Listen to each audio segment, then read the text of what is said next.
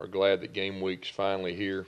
Looking forward to playing, one of the best teams in college football. When I look at Washington defensively, they were top 10 defense last year. They got 9 starters back.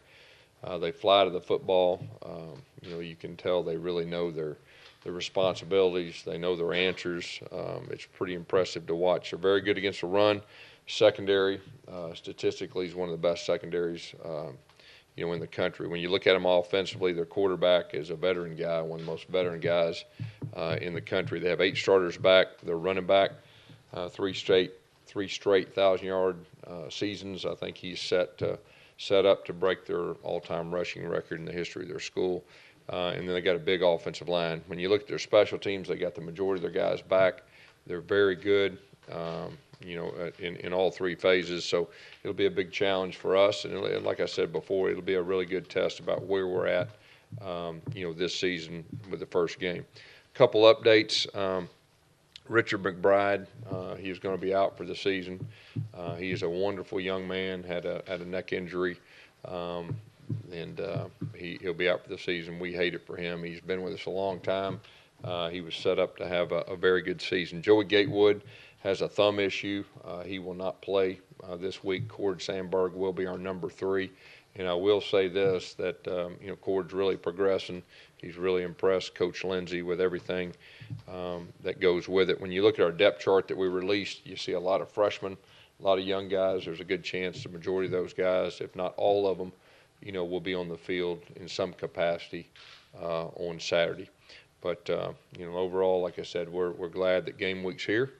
And ready to get things going. I think there's a lot of different factors with that. I mean, obviously, when you have a returning quarterback, that definitely helps. But a lot of it has to do with opponents too. And when you're playing a really solid opponent, sometimes your deficiencies can be, recognized early. And then from a coach's standpoint, there's always some questions that we have, as far as the first game, how people are going to respond, especially if they're new people, new starters, or freshmen.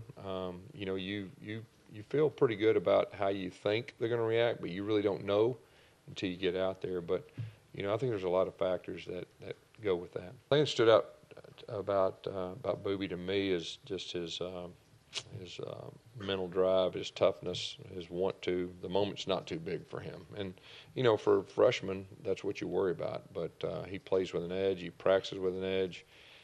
He's one of the guys that have got the respect of his teammates because of that. So that had a lot.